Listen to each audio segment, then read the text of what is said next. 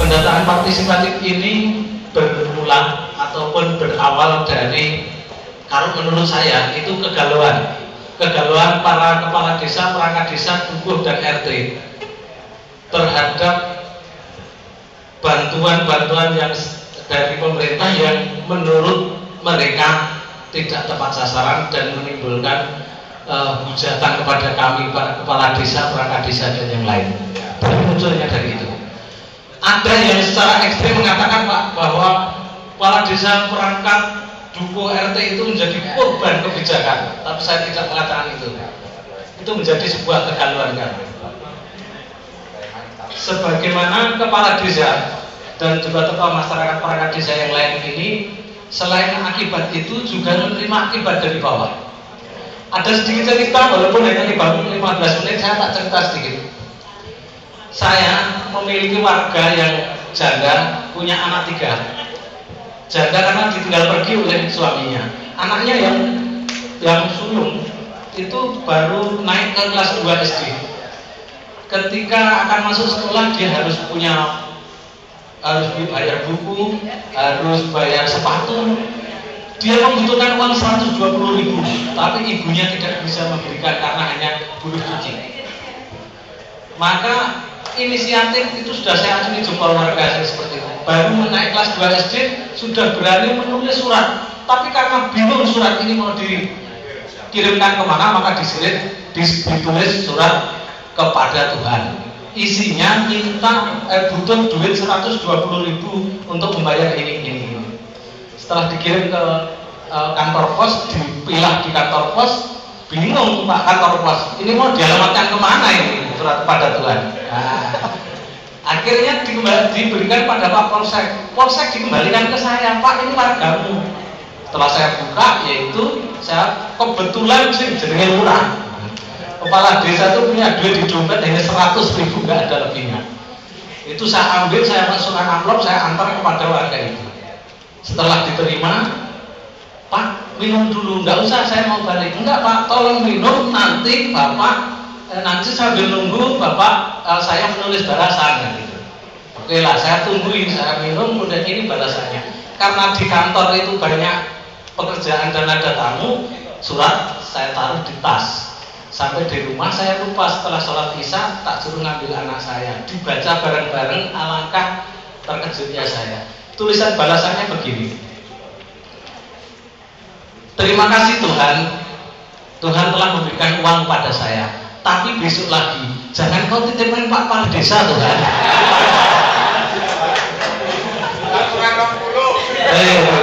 Pas sudah kehilangan 100.000 dikiranya 20.000. Kegalauan semacam ini Pak yang menimbulkan kami mencoba menginisiasi untuk analisis kemiskinan partisipatif. Pada awalnya kami hanya berpikir, kemudian berkonsultasi dan ditemani oleh teman-teman dari IDEA. Kemudian kenapa analisis kemiskinan partisipatif harus dilakukan? Karena sebetulnya menurut yang kami amati Bapak, bukan masalah dari variabel indikator kemiskinan dan sebagainya, tetapi menurut kami yang paling mencolok adalah teknik pendataan Pak. Ini khusus di tempat kami, saya tidak berbicara di tempat yang lain. Karena begini, ketika sehebat apapun variabel, kemudian sehebat apapun petugas yang dilatih oleh BPS, ketika datang satu persatu itu masih belum optimal.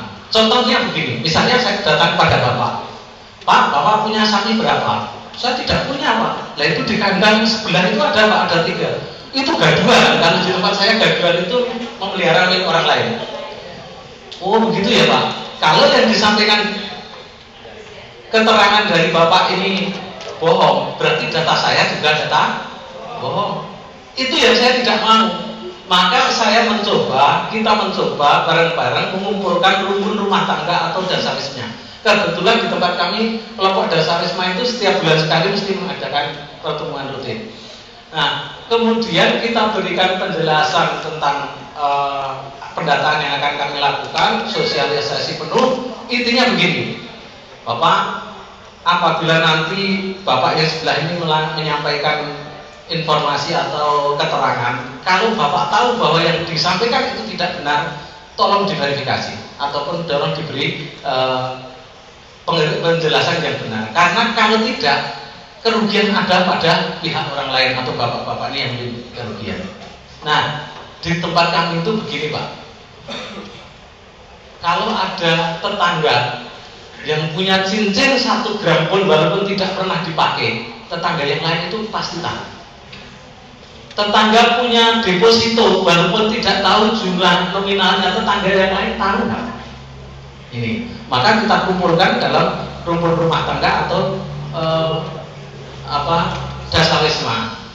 Yang kekhawatiran dulu ketika kami mencoba konsultasi dengan pihak pemerintah daerah Kabupaten Gunung Kidul, itu terutama dari teman-teman BPS mengatakan jangan-jangan nanti pendataan AKP ini akan menjadi booming data orang miskin.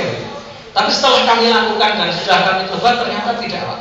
Justru malah data yang di tempat saya ada 474 kakak miskin itu setelah dengan pendataan itu berkurang jauh, hanya sekitar 300.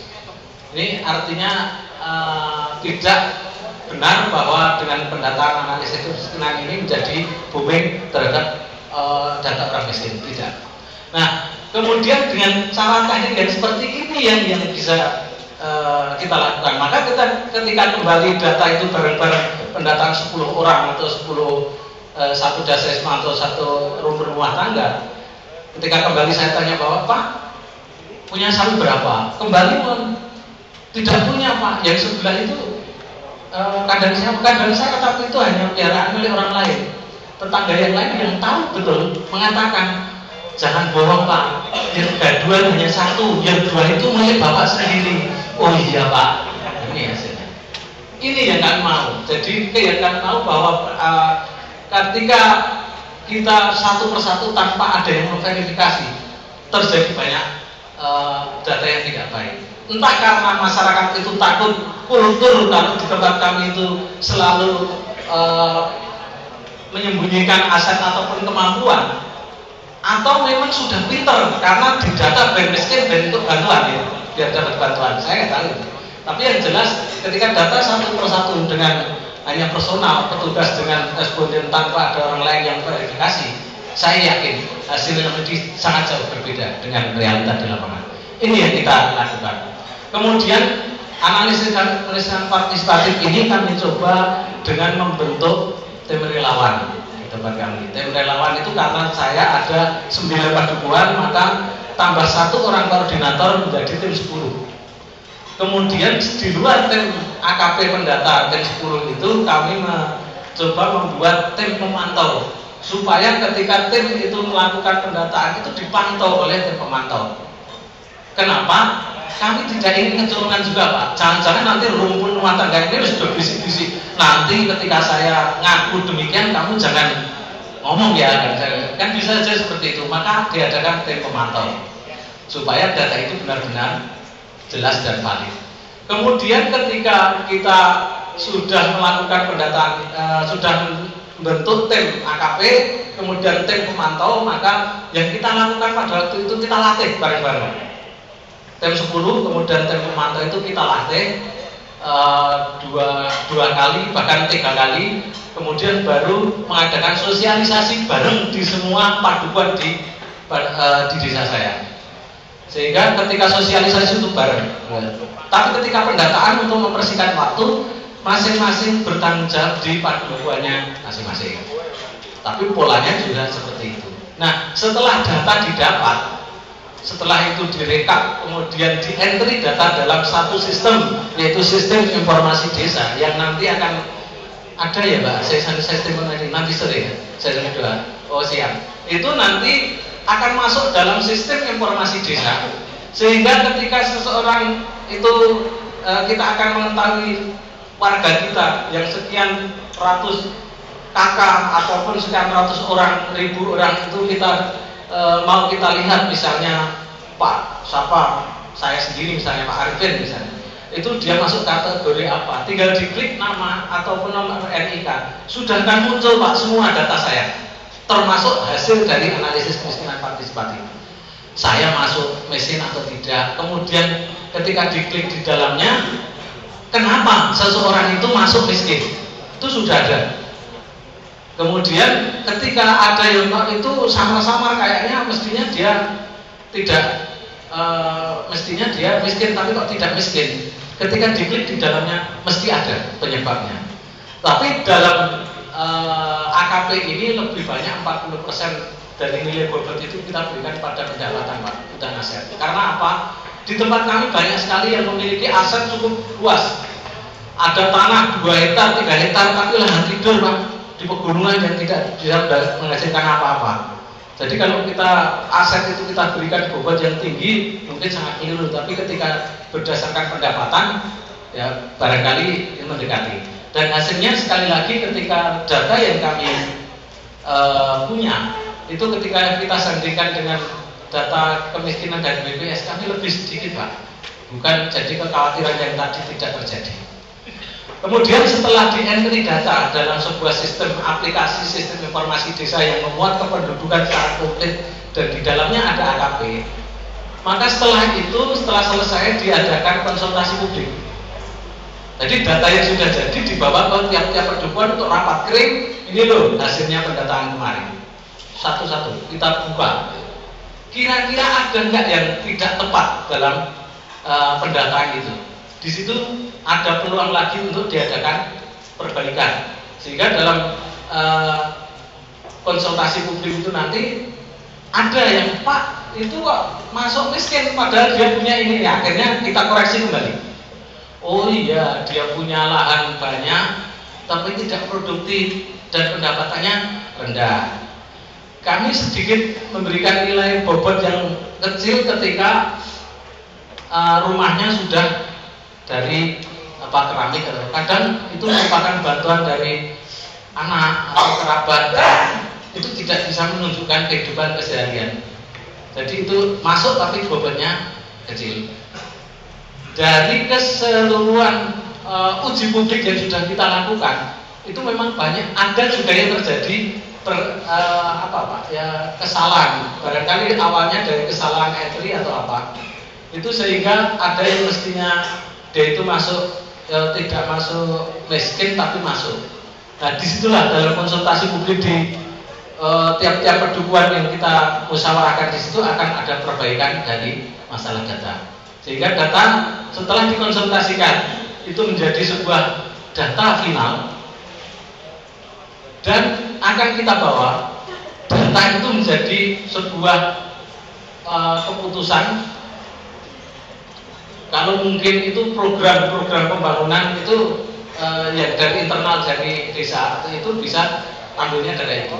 Saya mendapatkan dana Viati, yaitu pelatihan untuk agrobisnis pertanian itu selama 3 tahun, tapi ketika hasilnya baik diperpanjang menjadi 4 tahun. Yang saya pakai dari data itu Pak, dan tidak ada gejolak, tidak ada gejolak.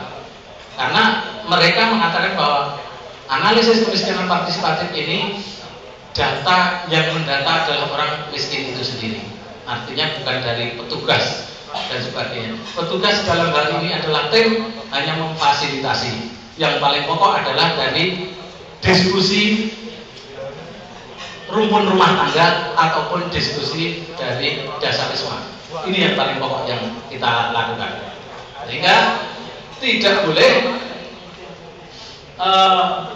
pendataan ini kemudian dimain tembak saja, artinya tidak partisipatif lagi.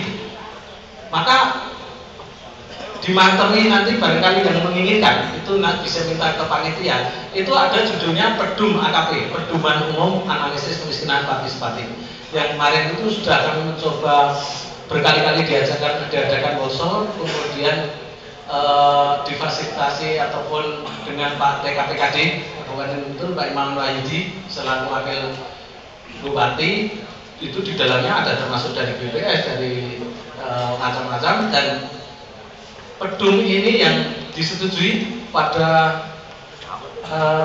workshop yang terakhir dan yang telah diaplikasi ke beberapa desa di